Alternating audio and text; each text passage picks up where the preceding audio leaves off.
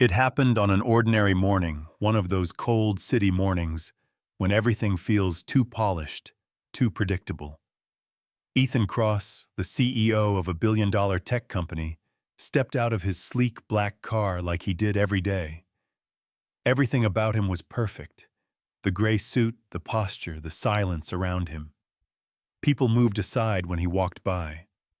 That man didn't just run a company, he ran control itself.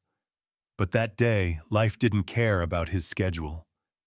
Just as the elevator doors opened and the boardroom lights glowed waiting for him, a small voice cut through the air like a whisper from another world. "You forgot your lunch, Daddy."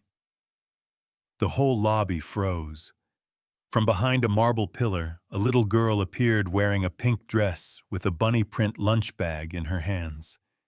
She couldn't be more than 6 or 7. Everyone stared. Ethan just stood there holding his briefcase, not moving, not speaking. Then she tugged on his coat again, smiling up at him with eyes too honest for that building. "Mommy said you'd forget," she said, handing him the pink bag. "I told her I'd bring it." His fingers closed around it before he even thought.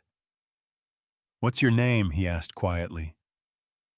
"Lila Carson," she said proudly. That name hit him like a ghost. Tom Carson.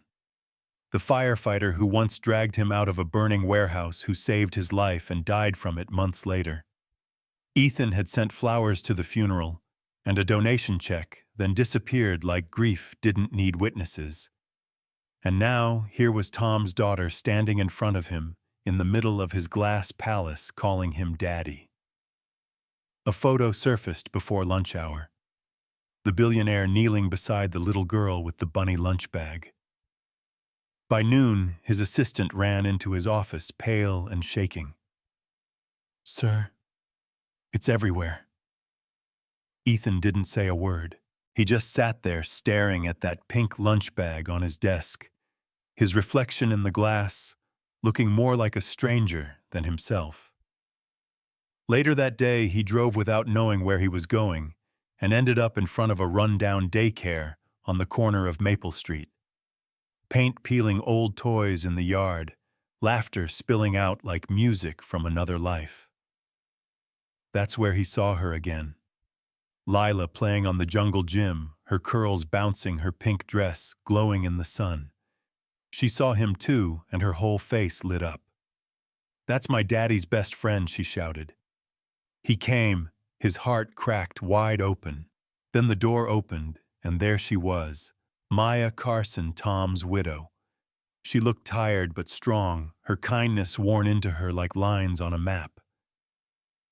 "Didn't think I'd ever see you again," she said softly. "Didn't think I'd deserve to," he replied. Inside the tiny teacher's lounge, the air smelled like crayons and cold coffee. She poured tea but didn't drink it. "You sent money, Ethan. A letter." Then silence. "You promised him you'd look after us." He stared down. "I didn't know how," he said. "I thought maybe it'd make things worse." "You thought wrong," she said simply. Then the door burst open. A rich parent stormed in, snapping about tuition and favoritism. She sneered at Maya, called her a charity case, said, "People like you shouldn't run schools." That was it. Ethan stepped forward, voice calm but sharp as glass. "People like her," he said, "raise children the world forgets. You just write checks." The woman froze, stammered, then stormed out. The silence that followed was thick. Maya didn't thank him. She just looked at him and asked, "Why now?" He didn't have an answer. That night he went somewhere he hadn't been in years. Tom's old apartment above the firehouse. Dust, empty beer cans, and the smell of smoke still hung in the air. He opened a drawer and found an envelope with his name on it. Tom's handwriting. "If you're reading this, I probably didn't make it. Don't disappear, man. Be there for them. You don't have to be her dad. Just be the guy behind her. That's enough." Ethan sat on the floor and cried. Really cried for the first time since the fire.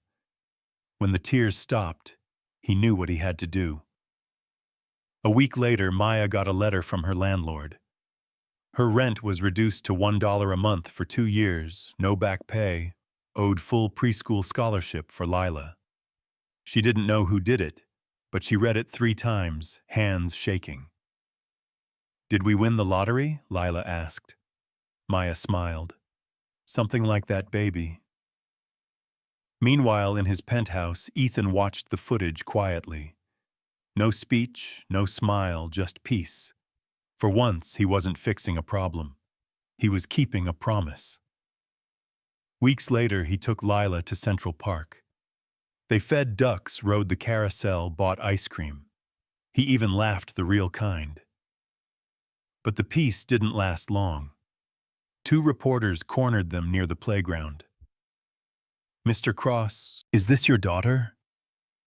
"Who's the mother?" Cameras flashing, voices shouting. Lila flinched, clutching his leg. "Back off," Ethan said, stepping in front of her. Then Lila lifted her head and said, "He's not my daddy. He's my hero, but my heart says he could be." Silence. That clip hit the internet like lightning. Millions of views in hours.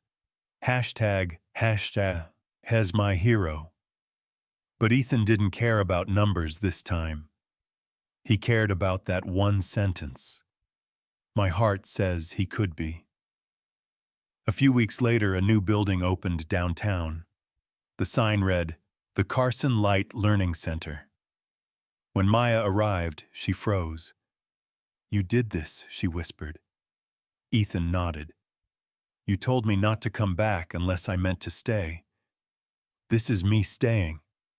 He offered her the director's job. She shook her head. "I'm not qualified. You raised a child alone and kept other people's kids safe when you had nothing," he said. "That's more than qualified." Then he handed her a small box, a silver daisy hair clip. "You wore one like this in college," he said. "You told me daisies bloom no matter the weather." Her voice trembled. "Thank you for remembering who I was, even when I forgot." A few days later, she found a letter she'd written years ago, one he never received. It revealed the truth. Tom hadn't betrayed him in that deal years back. He'd taken the blame to protect another firefighter with a family. Ethan's voice cracked when he said, "I wasted 2 years hating a man who died protecting someone else." "You can't change that," Maya said. "But you can change what comes next." He reached for her hand. "Then I'll be the one who stays." She didn't pull away this time. The day the learning center opened, Maya wore that daisy clip, Lila in her pink dress, holding both their hands. Cameras flashed. The crowd cheered and Lila tugged on Ethan's sleeve. "You didn't forget your lunch today," she said, giggling. He smiled down at her. "No, sweetheart, not this time." And for once, the man who'd built an empire out of silence found peace in something small enough to fit inside a pink lunch bag. You know, people say billionaires can't change that money makes you heartless. But I think sometimes it just takes one small voice to remind you you're still human. What do you think? Can a man like Ethan really find redemption? Or do some promises come too late? Let me know down in the comments. And if this story stirred something in you, hit subscribe and tell me your story. Because maybe next time it'll be yours we tell.